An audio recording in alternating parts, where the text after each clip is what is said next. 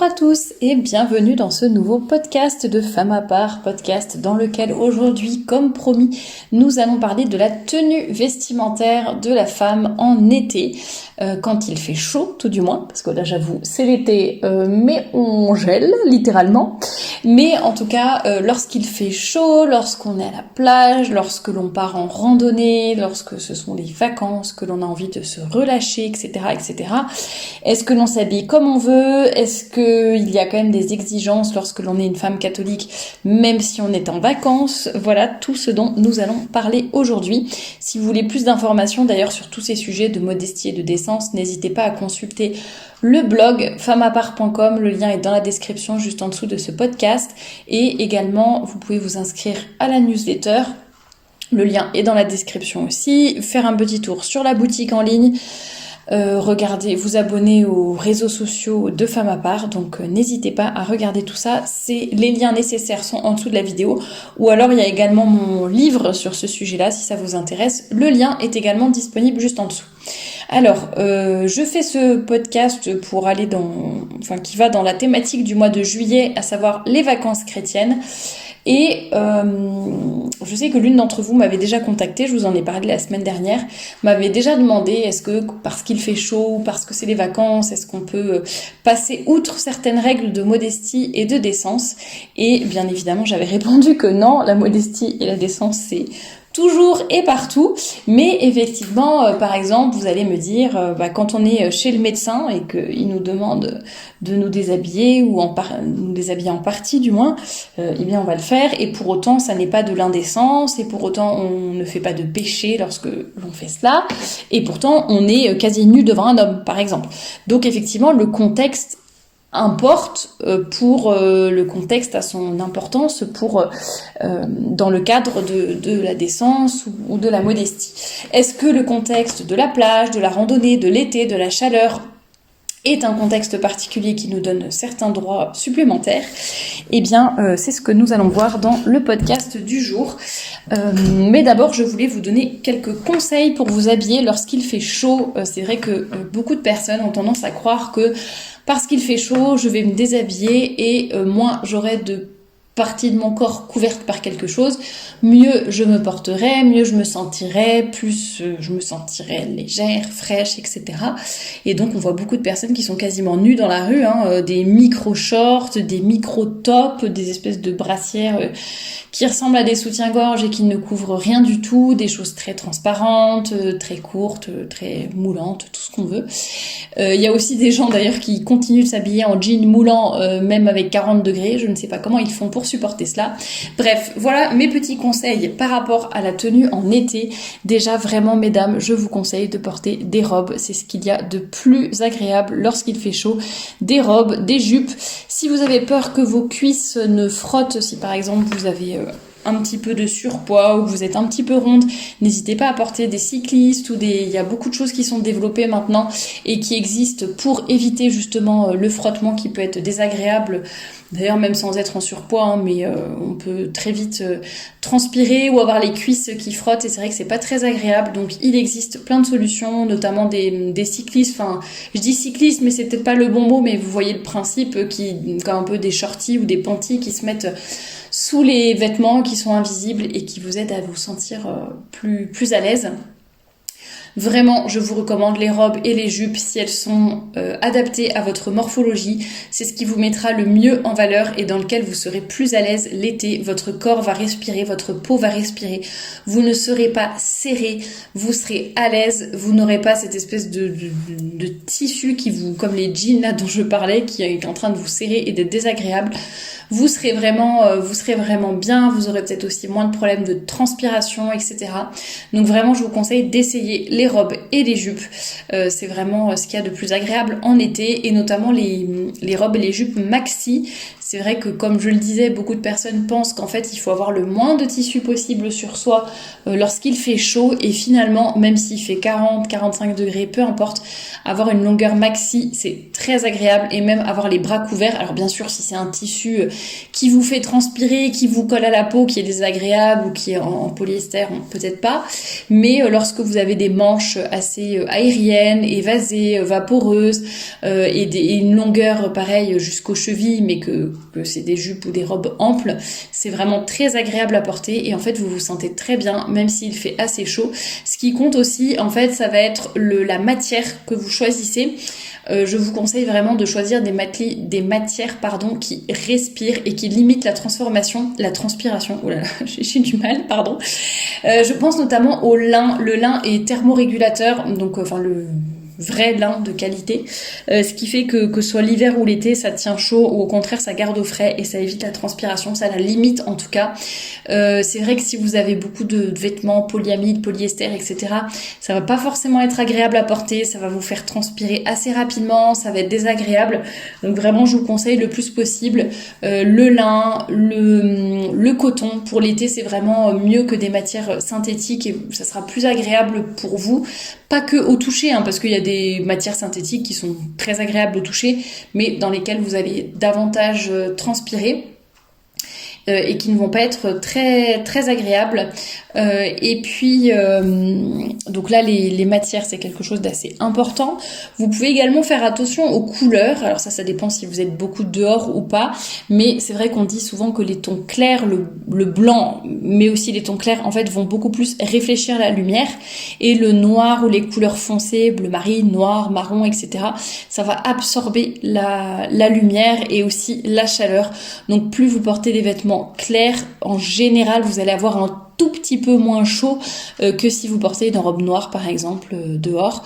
Et pareil pour les manches. Alors j'avais fait tout un article sur les manches, vous pouvez le retrouver facilement sur le blog femmeapart.com, le lien est dans la description. Vous pouvez facilement trouver des petits hauts par exemple, ou des petits gilets en crochet ou autres, ou en dentelle pour si vous avez une robe sans manches ou à bretelles par exemple et que vous voulez rester décente, eh bien vous mettez ces petits hauts qui vraiment ne tiennent pas chaud mais qui vont quand même vous couvrir et vous protéger des UV également. Et d'ailleurs pour rebondir là-dessus sur le fait de les gens qui pensent qu'il faut être découvert, etc., plus il fait chaud, en plus c'est tellement déjà bon, c'est indécent, en général c'est désagréable parce que dès qu'on va s'asseoir, etc., on colle à la chaise, enfin bref. Et dans les transports en commun c'est affreux quoi, vous êtes assise et vous transpirez sur une chaise et vous avez vos cuisses qui sont là où quelqu'un d'autre a transpiré. C'est désagréable, c'est pas hygiénique, c'est pas décent, donc couvrez-vous. Et puis quand on pense que au désert très souvent les nomades, enfin très souvent c'est tout le temps, les nomades en fait ils sont couverts, ils mettent quelque chose sur leur tête, ils ont des manches longues, des tuniques très longues, et c'est mieux pour eux quoi, en fait c'est protéger aussi son corps et l'isoler en quelque sorte, mais avec des matières, c'est-à-dire qui vont vous couvrir mais qui ne vont pas vous étouffer, tout simplement.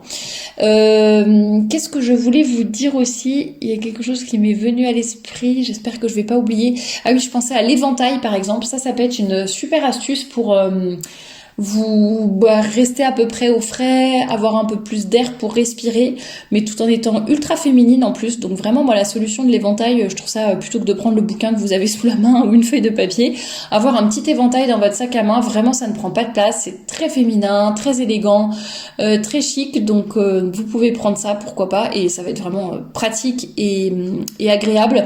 Si vous le pouvez, selon le contexte, vous pouvez aussi avoir des chaussures ouvertes.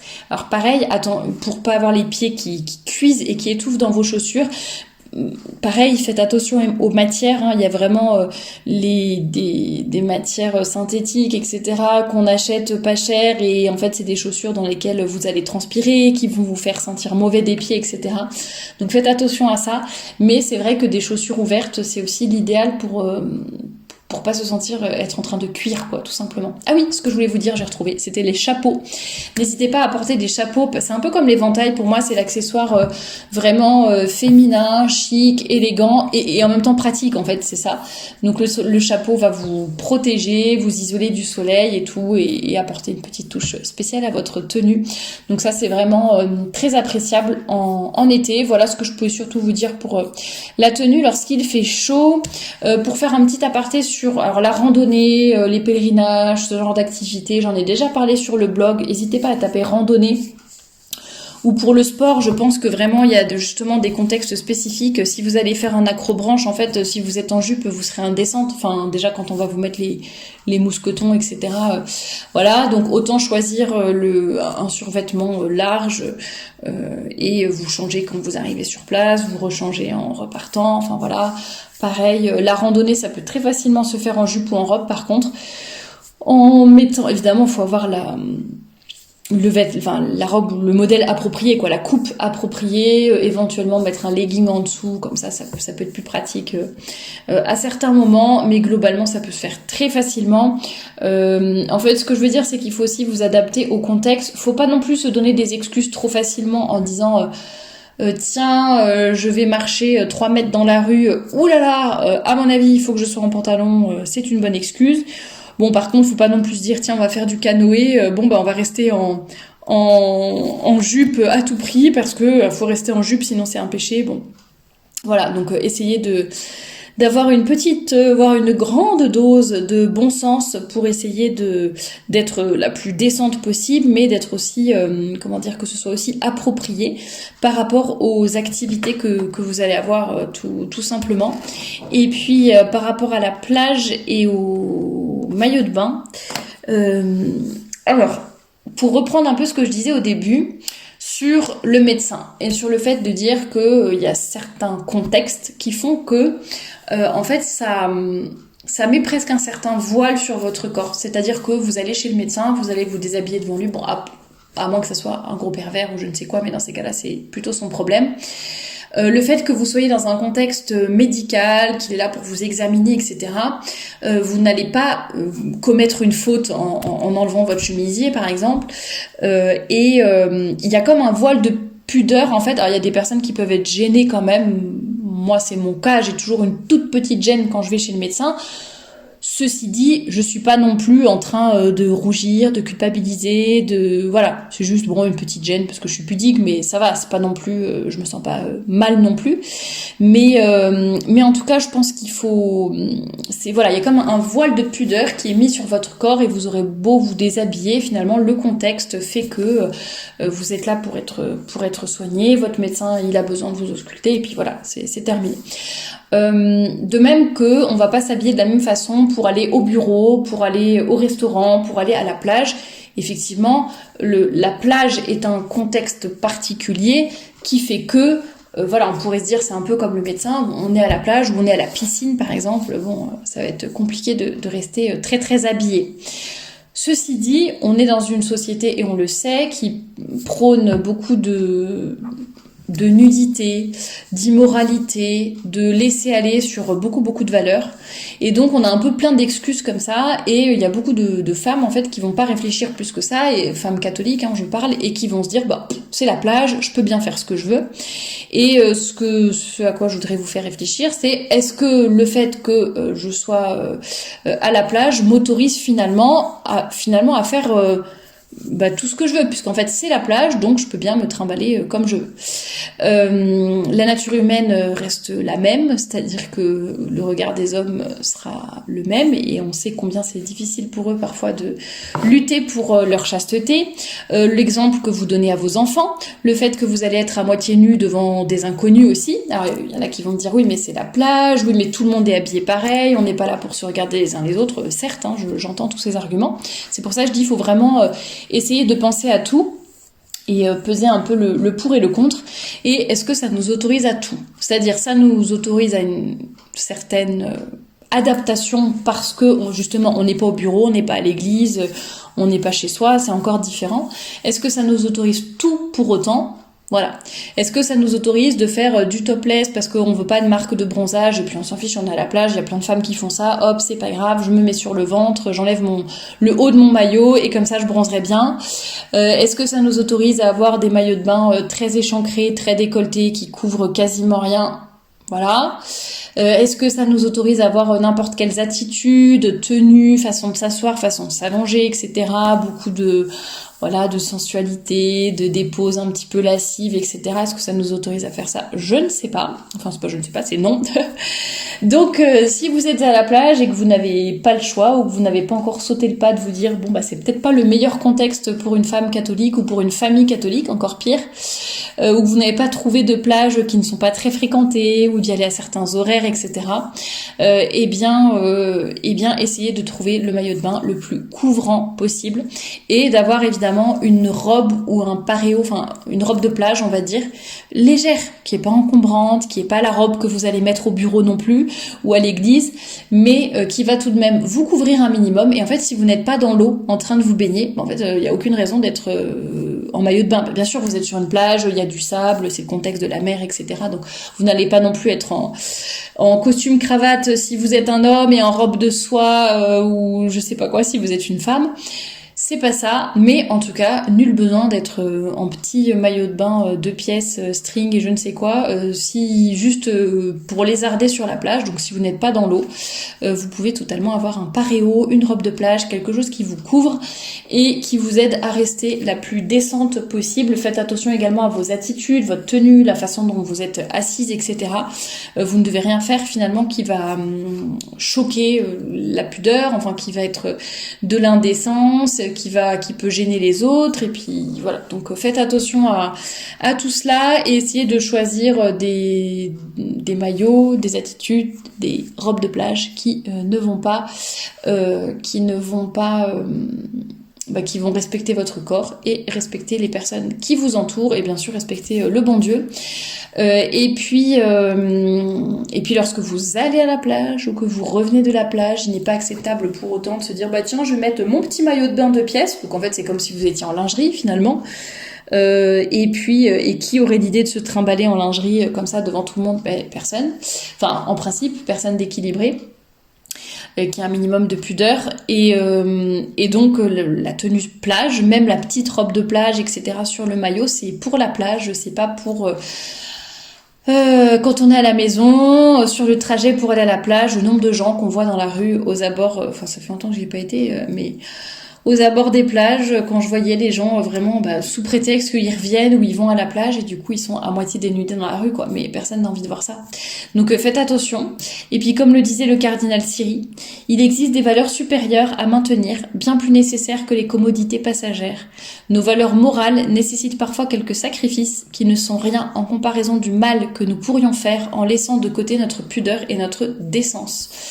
Donc essayons de rester dignes en toutes circonstances, ça ne nous empêche pas de nous adapter au contexte dans lequel nous sommes. Encore une fois, la plage, c'est pas l'église, c'est pas le bureau, c'est pas la maison, mais ça ne nous donne pas tous les droits pour autant. Ça n'efface pas pour autant le fonctionnement de la nature humaine, que ce soit les femmes, les hommes. Donc faisons attention à cela et essayons toujours de faire de notre mieux tout simplement, mais d'être capable aussi de sacrifice. C'est pas juste bon, allez... c'est Thérèse qui le dit, elle est un petit peu folle, etc. C'est femme à part. Non, essayons vraiment de faire attention à cela et de respecter notre corps quoi qu'il arrive. De respecter ceux qui nous entourent également. Et c'est pas parce que tout le monde le fait qu'il faut le faire. C'est pas parce que tout le monde le fait que c'est bien. Ça ne veut pas dire, ce n'est pas parce que tout le monde a un maillot de bain échancré ou fait du topless qu'il faut le faire également. Donc voilà, soyons prêtes à faire des sacrifices et des efforts, mais pour notre bien et celui d'autrui. Voilà, j'espère vous avoir donné quelques pistes de réflexion pour vos vacances cet été, peut-être. Et je vous dis à très bientôt pour un nouveau podcast.